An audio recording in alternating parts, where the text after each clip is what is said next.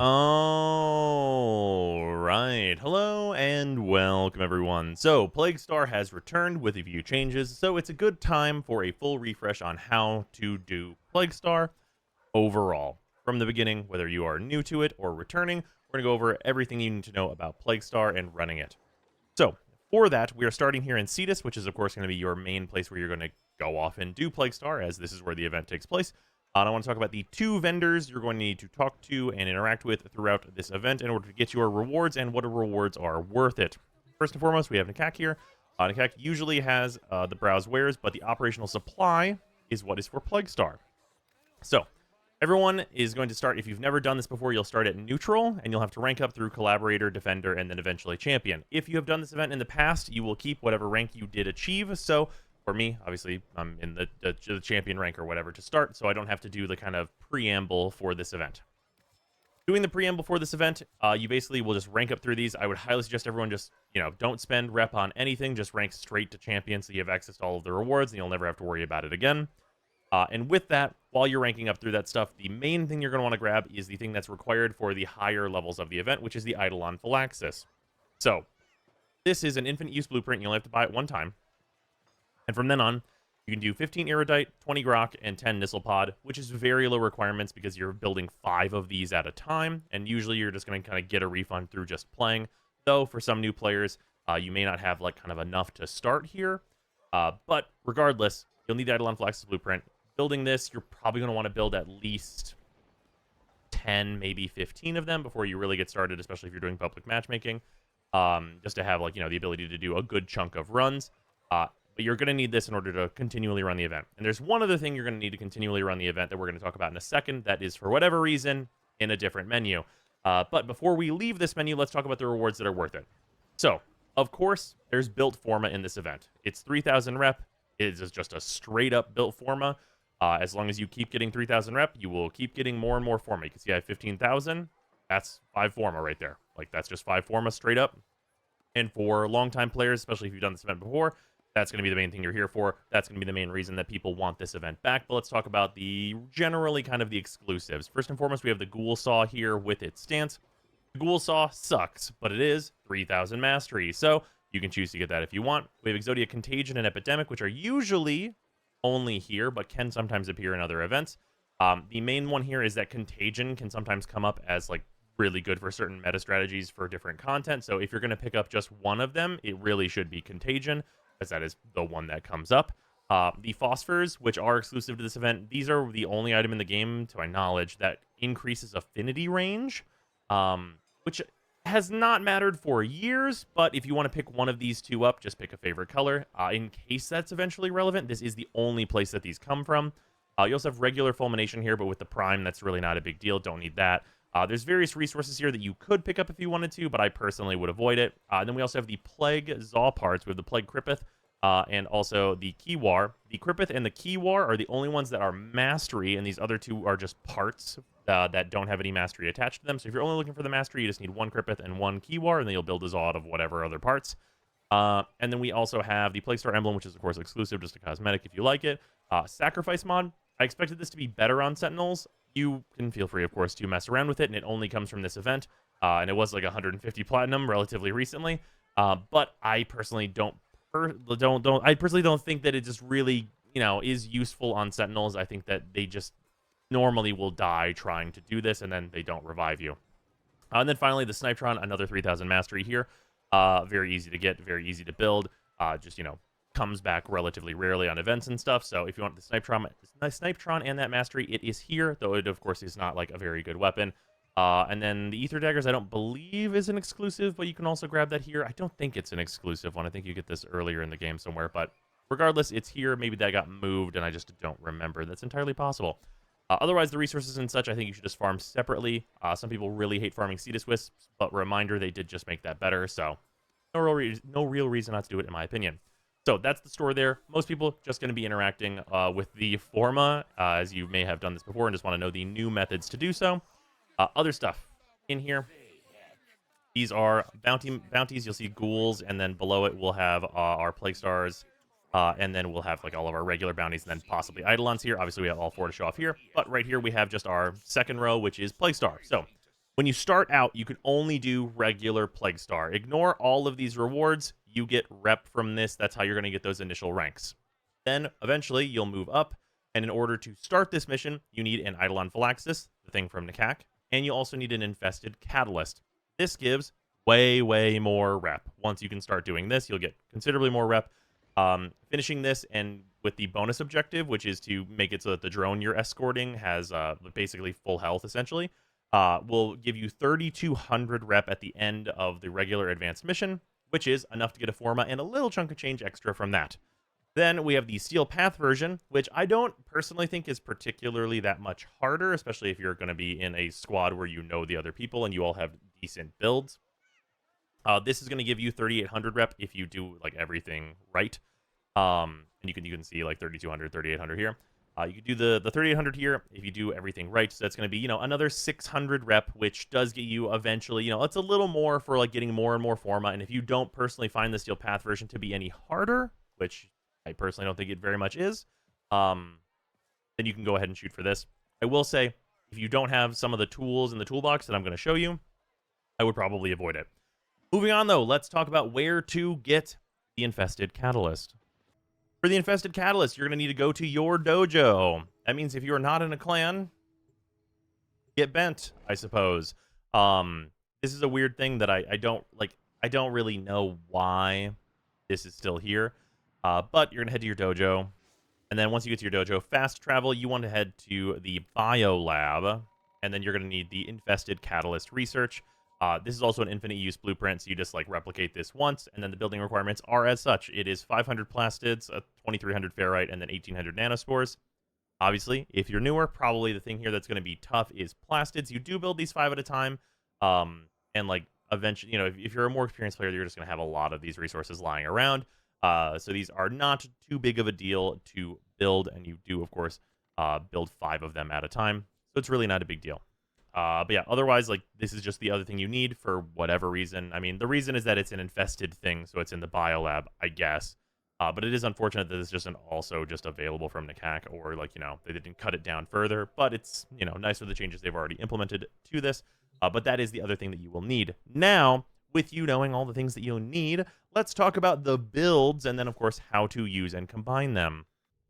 All right, builds, let's hop to it. I'm going to do these in order of importance, I'm going to say. So we're starting out with Wisp. Wisp is not the most impactful frame in a squad, but 2 factors are the reason why we're going over Wisp first. Number 1, if you are matchmaking into public group matchmaking and you don't know who the other players are, Wisp is an incredibly safe bet, and she's also very good at just soloing this content without much issue. Other frames can technically increase the speed of the mission in total more than her, but she is extremely hardy, just makes your teammates basically impossible to kill, does all the objectives very easily, you can use weapons to fill in a lot of blanks, there's a lot of positives to Wisp.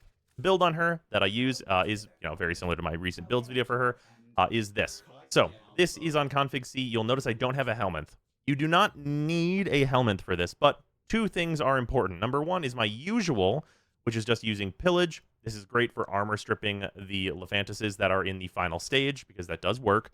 And armor stripping them is going to make the speed to kill them just insanely faster, and is nearly required. However, there are a lot of ways to do that. If you have one of the other ways to do that we're going to talk about, I would instead suggest that you use Roar or Nourish, depending on the needs of your build, as, of course, there are certain cases where, you want a better energy economy because we are at 45% efficiency, so maybe you want to go Nourish over Roar. Roar is more damage.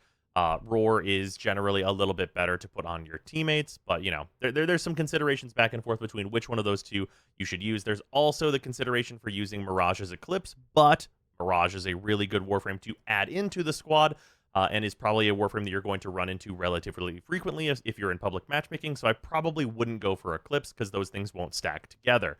Rhino, on the other hand, much more rare to encounter, and Grendel doesn't have a lot to do besides Nourish in the event, so those 2 abilities are very safe subsumes on a build like this, and you'll have very high strength to take advantage of those just in general. So, that's what's up with Wisp. In terms of weapons, so the weapon that I have been most enjoying, actually, very surprisingly, while I've been running through this, is actually the Boar. Boar Prime Incarnate has actually just been great. This is the build I've been running for it. Worth noting, if you're armor stripping the boss, which you should be, especially if you're running Steel Path, you should be running Corrosive. Ideally, elementally, it's Corrosive Blast, but Corrosive Heat is more than plenty. And I prefer just to like kind of double down on that corrosive damage as opposed to going into Blast and just leaving the heat, so any regular enemies also hate that. So this is the build I ended up on for Boar Prime. The primary Merciless is really nice here because the reload speed. You could go with a different thing if you really wanted to, but I think the reload is actually kind of pretty impactful here, so I just kept it on that. And this does short work of the Lephantises whenever you are armor stripping them. And getting the, fire rate increase from Wisp and so on and so forth, especially if you're getting the fire rate increase from Wisp's 1 and also getting, like, Roar or a Nourish on top of that. This will absolutely wipe the floor with the Lephantises. It is not going to be a problem. Other considerations, the Piranha Prime, this is the old favorite. This is not an Incarnate weapon, so if you're not to that yet, this is a bit easier to acquire. So the Piranha Prime is a very solid option here.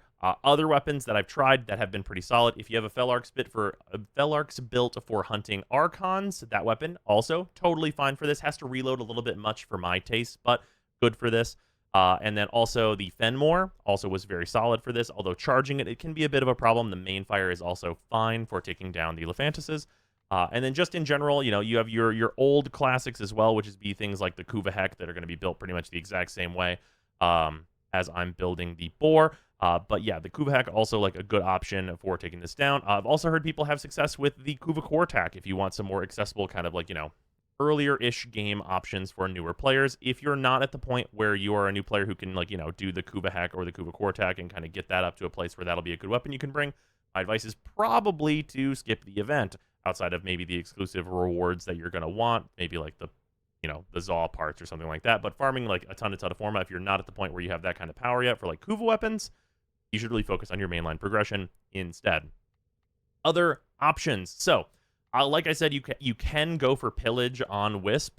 However, other options. The Vastalock. If you have a Vastalock, the Vastalock is very, very good for stripping armor. We're using Shattering Impact plus, just a good chunk of our speed increases here. And then, of course, this is just going to be, regular E fire just to shoot at the Lephantises as they come out. That's going to strip all of their armor. For every single pellet, it's going to remove 6 base enemy armor. You shoot them a couple times, they will be completely defenseless in terms of armor. This is just another thing you can do in order to remove that armor. Just another option for you. Also worth noting, if you don't have the Vastalock, the Sarpa also works. The Redeemer does not work. Because the Redeemer's gunfire does not have any impact damage in it, it does not function. It is only the Sarpa and the Vastalock that will do it. So please keep that in mind. Other options. Unairu. So if you have Unairu leveled to the point where you have Caustic Strike fully maxed out, this will strip 100% of enemy armor. Just hit 2 on them. Boom. That Lephantis no longer has any armor. Very effective way to do this if you are fine with giving up your Zeneric. That would be a good reason probably to go Nourish on Wisp for a little bit less damage, but complete confidence that you're going to have all of the energy that you're going to need on the mission. And then Unairu can handle the armor stripping. Maybe you take Glaive Prime or something in your weapon slot for AoE clear. Lots of good reasons to mix and match these things across your kit. But those are just generally the suggestions I have in terms of kit that you're going to want to bring. And those things are going to stay the same across pretty much all the Warframes that we're going to talk about. Moving on, let's talk about the second most important Warframe to bring here, and that is Nova. Nova is the one that I have been playing mainly for this event, and she is excellent for it. Her build is a little wonky here, and it's a bit difficult to solo with it because it's just, you just have to pay a bit more attention. It's going to be a bit more dangerous. I will say, if you have a Wisp in the party, that is like the Wisp build that I just showed, suddenly Nova is big chilling and is just a incredible just duo of a team where Nova gets to go fast and place portals and do everything she needs to do. And for that, this is the build. So this is the build that we're on. I did a few different renditions of this build to try and figure out what I liked best, but this is what we ended up on. So we are on 265 range, which means our portals go 130 meters.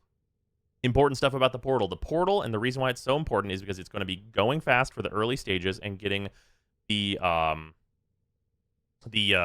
poison delivered both to where you need to fuse it or whatever, and then also to the drone, because you cannot use Titania for those purposes because she can't hold canisters while she's small. So Nova is then our best option. because Wormhole can also be used with the drone, and the drone will purposefully route through the portals when they are faster than its normal route. So you can point a portal 130 meters closer, and then the drone right next to you will go through that portal if it's faster, if the routing is quicker. Then you follow, and then you place another portal, and you just portal it straight to where it needs to go at the boil, basically instantaneously. It really cuts down the time on that immensely. It's way better than the Loki strategies of using the like decoy switch teleport shit. It is infinitely faster than that, and I would highly, highly suggest it. Otherwise, this is a Spiva build. The reason it is a Spiva build and not a Slova build is because if you use your 4 with Spiva, you are making all of the enemies faster. That includes the Lephantis spawning animation. So whenever it spawns inside the boil, you hit it with your 4, and then that animation will play much faster, getting you to the point where you can kill it much faster. Will it make the enemies more dangerous? Sure, but you will kill Lephantis at like straight up double the rate or better. So I would highly, highly advise that you bring a Spiva and don't go with any kind of a Slova. A Neutralva is like fine, but I would really, really suggest Spiva. And power donation is going to help every other Warframe that you're going to want to include in this squad anyway. So definitely, definitely suggest this build. I will say Prime Sure-Footed is probably overkill here, and you really don't need it. So this build can be done on way, way less Forma, lower level adaptations, so on and so forth. The only unique thing in this build that you're not going to see very much is probably Boreal's Hatred. Here's the thing. This is 15% efficiency and 65% shield capacity. I wanted something that was going to be an improvement to this build, and most of the things that I was going through were going to be survivability. Boreal's Hatred is survivability and maxing out our efficiency, saving us 10 energy. We're not saving us 10 energy exactly, saving us, 12 energy, which actually matters more than you might think. That is going to mean that we can portal just basically infinitely. With our Prime Flow, we have 805 energy to work with, so we can just portal anywhere we want. Just anywhere we want. We're almost never going to run out as long as we get charged up early. Obviously, we have Energize in here, and we're max efficiency'd out. Like, we're doing all in on efficiency, all in on big range, except for we're not running Cunning Drift. You could run Cunning Drift here, but I feel like the additional meters aren't really going to matter most of the time, and the comfiness of Prime Sure-Footed is going to matter, which we'll get to in a second. And the best duo, if you and a friend are going to be running this event, is going to be Wisp and Nova. Just them together will be the majority of the time save that you're going to kind of get here. Of note, on Nova, because you are like a no-strength build, there's fewer options for you in terms of the helmet. I've personally gone with Airburst, and this has been fantastic. Being able to take all of the infested in an area and just crumple them into a ball and then eliminate them all with the Boar Prime has been really solid. It's really good in the last phase, whenever maybe you don't have other, good DPS Warframes around, which we're going to get to in a moment. But they are both excellent Warframes. We're, getting the Airburst just very efficient. Moving on to our kind of DPS helpers, we are going to be talking about two different frames. The classic for this event, which is Mesa. So, for what you need for DPS, essentially, in this event, the thing that you're going to be looking to do is you need to only kill when you want to kill, and you need to kill fast while not destroying objects. That is a pretty specific set of parameters. So, constant AoE damage, such as something like Thermal Sunder on Titania, ain't going to cut it. You don't want that, because then too many enemies die. And I do mean too many enemies die. We'll get to that in a moment. Mesa meets all these parameters.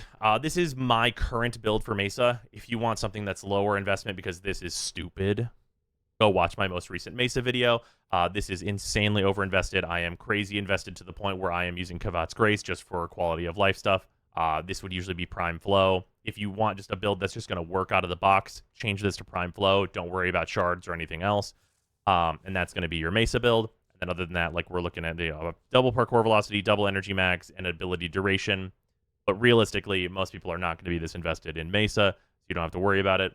Other things that are technically a consideration, hey, if you're going all out, secondary outburst, get a full set of this, use it on a Medusa so you can pop nullifier bubbles is like kind of the point here. Amalgam barrel diffusion, this makes you roll super fast so that you're basically a fucking freight train whenever you're in your 4, so you can move incredibly quickly across any area. And then in addition to that, you just have the ceramic daggers, regular ceramic dagger things where you're just like getting a bunch of combo. This synergizes with that secondary outburst. If you keep your secondary out, you switch off of your 4, you gain like 240% crit chance and also crit damage. It's insanely dumb. It's way overinvested. Don't worry about it. The Regulators build is just kind of the usual stuff. You don't need to like really, branch out from anything on this. Just go with this as usual. It'll be more than fine.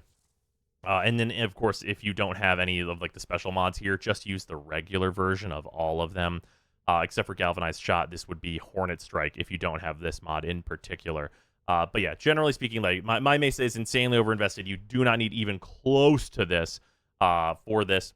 Also worth noting, Pillage on here, great for armor stripping on the Levantises. But you could, of course, make this Roar. You could make this Nourish, so on and so forth. The usual suspects for that. You could even go Eclipse if you wanted to, because usually it's going to be Mesa or Mirage in your squad.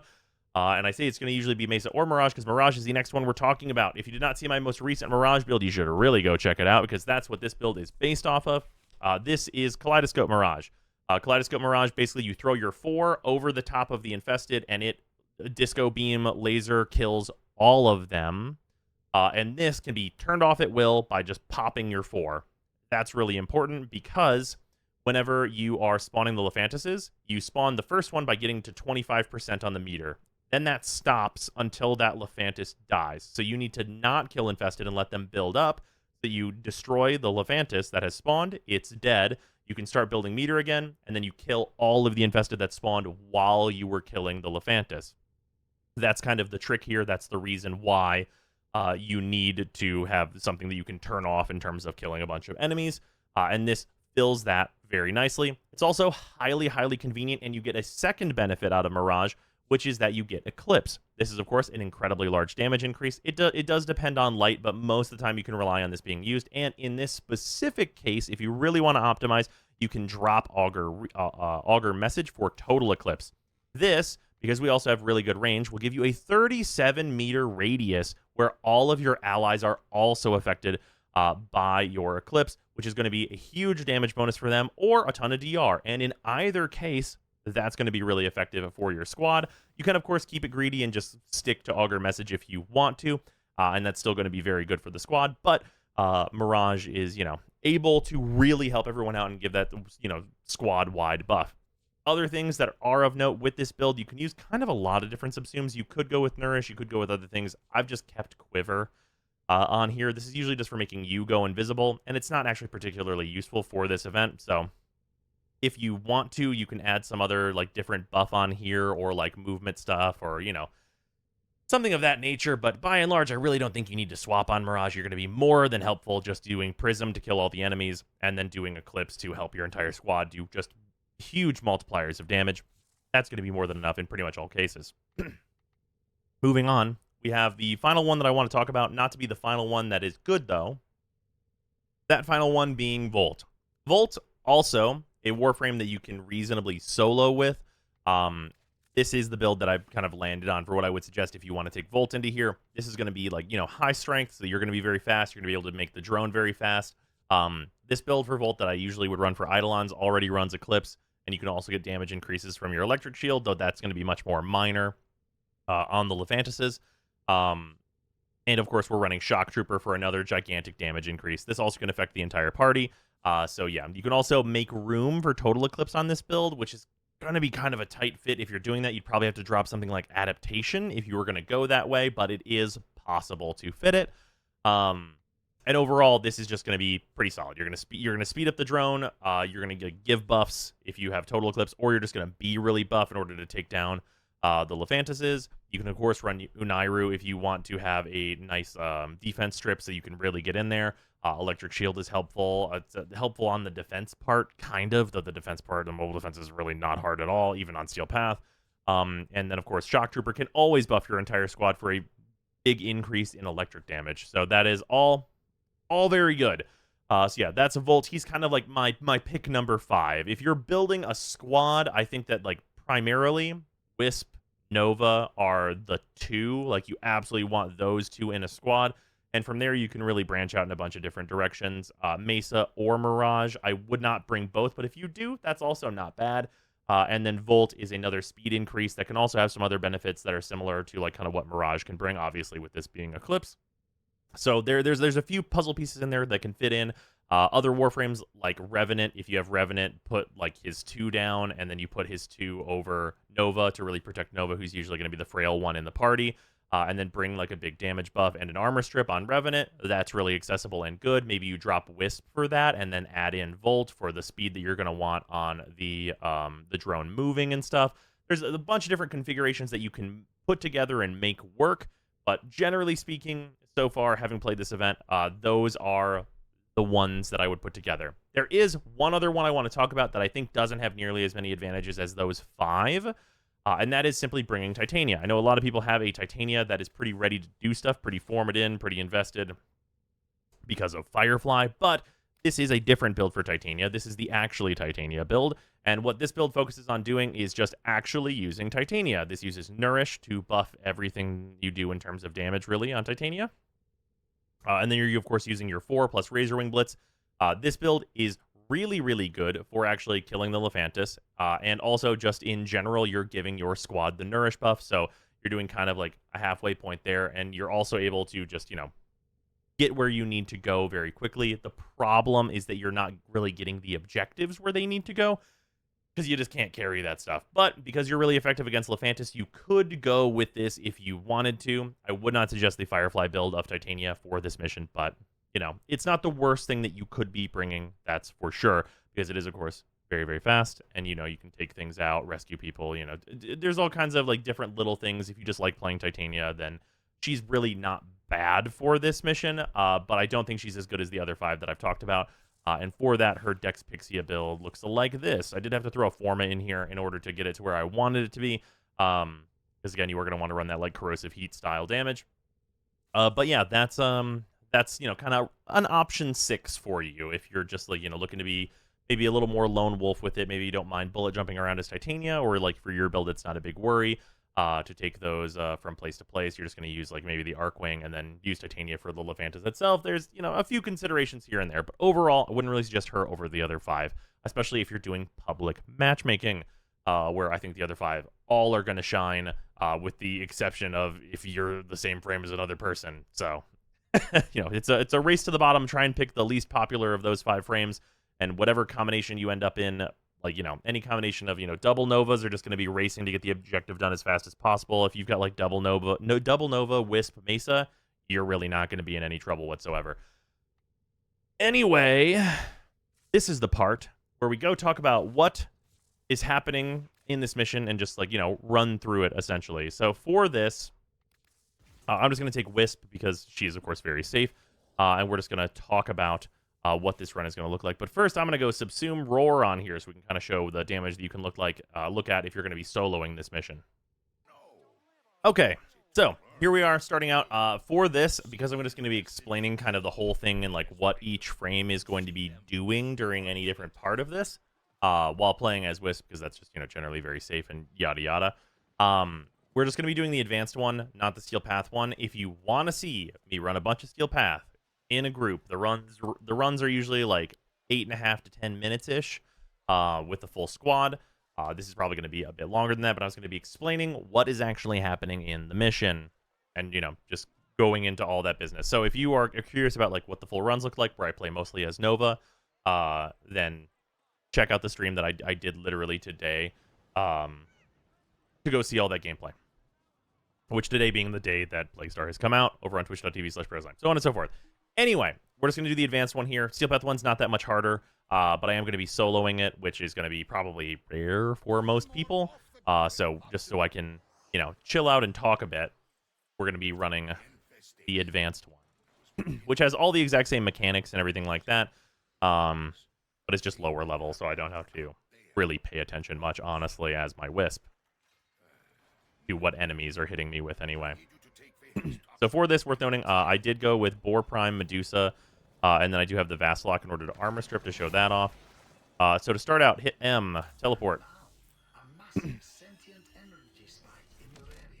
it's going to send you to a random cave. The objective in each of these caves is always going to be the same, so you really don't need to be concerned with which cave you're getting. You're just going to have to learn to navigate each of the, I think it's 5 different caves, but it may be 4 that it can send you to. But yeah, we're just headed down here. Of course, like, this phase, Nova would be the one who goes and does this objective.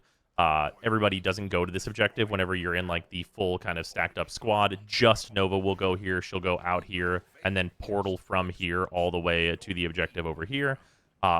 As Wisp, of course, this is going to be much slower than teleporting straight to the objective, which is why there's so much time save. Well, part of why there's so much time save whenever you are including a Nova. But the Nova is going to grab this, or you are going to grab this with whatever you've chosen to bring with you. And then just head back. This is like the route that Nova is going to take, so that's why I'm taking this one in particular, because she teleports over here and then teleports back into the cave. It's kind of like the most straight line approach that you're going to get through this area, because it's kind of like a weird zigzag pattern of straight down here, and then you zig out, and then you zag to the objective, and then do the reverse back, of course. In addition to that, it is worth noting that whenever you are outside, you can just use your Arcwing, and in general, you should be using this. Nova can be like a bit faster than this, but you should be using a combination of this plus teleporting to go long distances for most Warframes. Teleporting even as Nova can often be a big time save. Yeah, then we'll go here, open this up. Before we like even start killing any enemies, we just want to dump this in. Another thing that you can do here is you can just drop in a Necromech. This is really good for this phase in particular, especially if you're going to solo this, because just using like a built-up Void Rig and then just using your 4 is going to eliminate all the enemies and really all problems that you could realistically be having in this portion. And this is an unfortunately 2.5 minute long sequence, so we're going to be here for a minute. Yeah, but yeah, basically it's just this. Enemies will spawn in.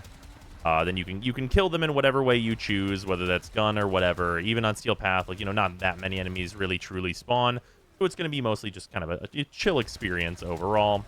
Well, especially for you, maybe not so much for the Grineer. But yeah, using stuff like the Necromech is really good here if you happen to have a Void Rig even kind of decently leveled. This will be extremely solid. And also, reminder, you can use Xeneric on the Void Rig now. So that is a thing to keep in mind, just in general. At this point, we're about at the 10 seconds remaining, so we're just going to switch back into Wisp, throw down our speed buff, and then we're gonna talk about kind of a strategy here. But it is worth noting that this is not consistent. We have not figured out setups for this yet. I head this direction, which is away from where the objective probably is going to spawn. Whenever you do this, there's only so many places where the drone can show up, and there's kind of a minimum distance away from you that the drone will always spawn. So in this case, if I get farther away from this spawn and also a spawn that's up that hill, it kind of makes it more likely that those spawns are the ones that are going to be used. There have been, in past events, and it seems to have been changed a little bit, consistent setups for always spawning the right drone, which, by the way, this is the right drone. But it is not consistent right now, so that is a consideration. For the drone, give it Wisps 1, and it will take off like a fucking bullet. This is the correct spawn, by the way, because Nova from here can throw a portal here, and you just skip this whole valley. But just in general, Wisps 1 speeds this up quite considerably, so you just want to make sure that you're doing that. Other than that, like, I'm just going to shoot the enemies as they spawn and become a problem or not. Yeah, doing this way is much slower, but it is, you know, still better than the default speed of the drone, I'll tell you that for sure. We can just kill a bunch of the enemies here.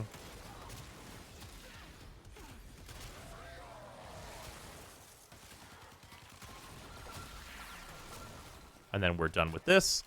So now we're going to head into the, like, Phylaxis, or not the Phylaxis, the Levantis stage of this. So this is, like, Infested Purged. So at this point, basically, this is where your clear would come in.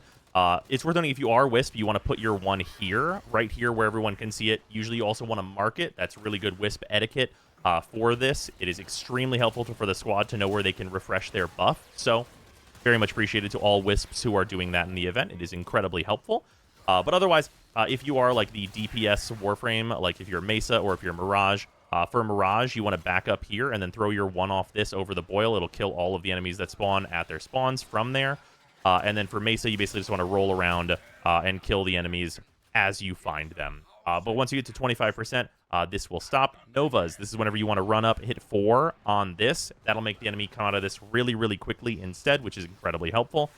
And then otherwise, you just want to not kill infested. We're going to use the boar here. Also, we have the Vastalock, so we can shoot this a bunch here. You don't really need to worry about like counting or anything like that. You just want a full strip.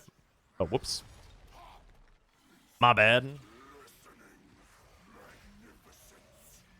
we go.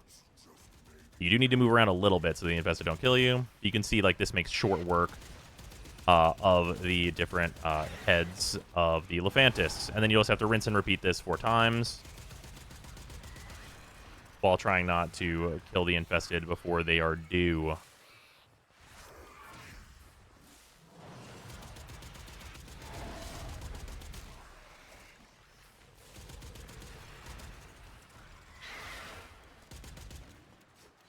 Over with, buddy. Come on. This is also the part where Spiva really helps because you speed up all the animations and like this waiting time that you get on every single Lephantis. Which is part of why Nova is like kind of the second great thing you can add to this. Come on. Please. I beg you. I beg you, please, for the love of God. Please. Please, I'll do anything. Come on.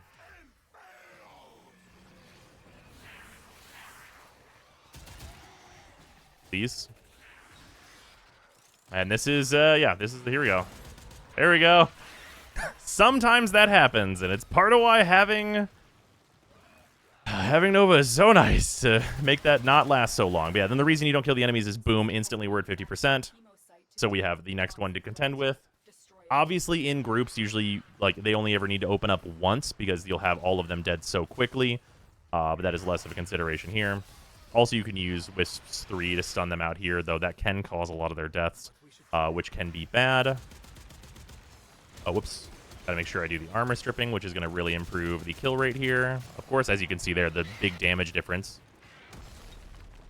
Open up, buddy. Second head down. Okay, and now for the Troublemaker. Let's see if we can get him dead.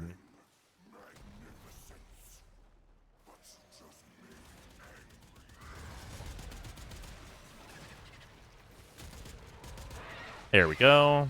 Not much to worry about there. And then now we are good to kill more dudes. You can see here Medusa making short work of the crowds here.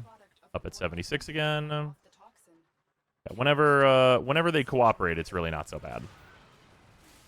But sometimes they just hate to cooperate. They do have to walk all the way out here before they will start opening up. So if anyone's planning on doing the Nautilus Cordon thing where it pulls them out... Oh, I forgot to strip again. Where it pulls them out, that actually is not an effective strategy because pulling them out won't matter. They still have to do their first like intro animation, and then it's just going to move them around in a really janky way. So it's just going to be hard to like get them dead for the rest of your squad. So bringing Nautilus to this is not advised because Gordon is not helpful. Could theoretically be helpful for like, you know, actually grouping the infested. But other than that, just, you know, not great for the actual part where you need to make sure you're going pretty considerably faster, I would say. Come on. Please. Don't do this to me, man. Come on. I'm just trying to record a video, Lephantis. Come on. Do an attack. Anything. I'll take anything. Whatever you got. Please? Thank you. Okay, yeah. That one's stubborn. Don't like him. Yeah, and then from here, of course, we can just swipe the Medusa around. And we get to our final one. And like I said, Nova, really nice to have here. Because pretty much all the waiting in this part of the fight is eliminated by Nova. We also don't have to worry about the enemies anymore, so we can kind of just go, you know, hog wild. Strip the armor off there. Oh, didn't quite get all of it.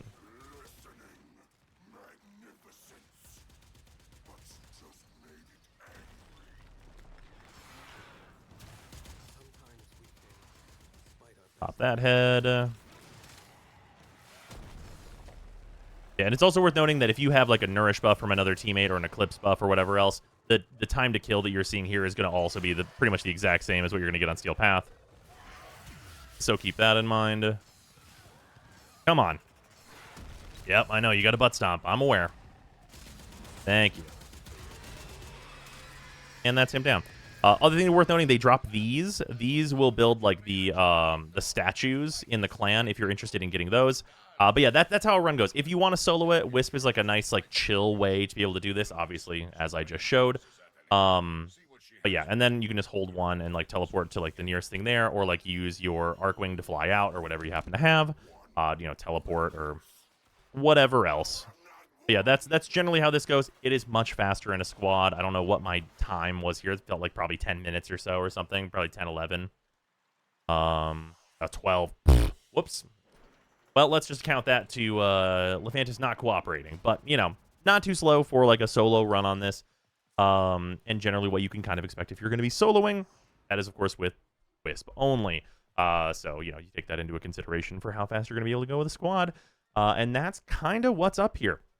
But yeah, for those that don't know, as like a little tidbit of information, whenever this event first came out, the first set of it, the very first thing you did gave you 600 on the Steel Path variant of this, and people were farming it with Titania. That doesn't work anymore. They have patched that now. I was showing it on stream. It was very funny. It was the best way to get rep. That has changed now, so don't bother trying to do that if you saw that on someone else's video and you happen to be like trying to do that now and listening to this video as a podcast. Then don't do that. But yeah, this event is going on for 2 weeks. Hopefully you guys are enjoying it. Hopefully the builds and such have been helpful. Hopefully a lot of you can at least get a duo together between a Wisp and a Nova to make this thing go real fast and real efficient. And hopefully this video has been helpful to you. And I will see you tomorrow. Come check out the stream also over at twitch.tv/Brozime. It should be a good time over there. See you there. Goodbye.